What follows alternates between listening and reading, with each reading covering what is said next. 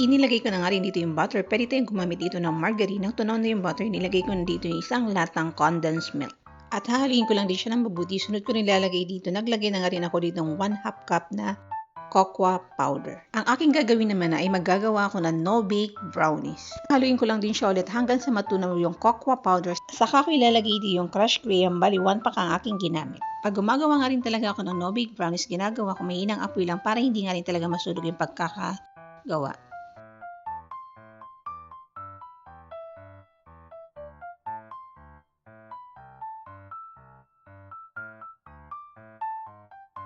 Pag ganito na nga rin yung texture niya, ilalagay ko na nga rin ito sa baking paper.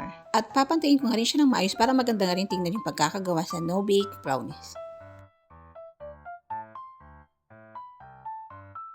Para balanse nga rin yung lasa, naglalagay ako dito ng roasted peanut. At palamigin natin ito sa room temperature. Dito natin kailangan ito ilagay sa ref. Nang malamig na nga rin, tatanggalin ko na nga rin ito sa container. Ang simpleng sangkap nga rin ang aking ginamit dito sa paggawa ng no-bake brownies. Balihiwain ko na nga rin ito at ilalagay ko na nga rin sa cupcake liner. Ito optional lang din. Ito na nga pala yung aking nagawang no-bake brownies. Sakto ang tamis nito at magugustuhan niya rin talaga ang lasa nito.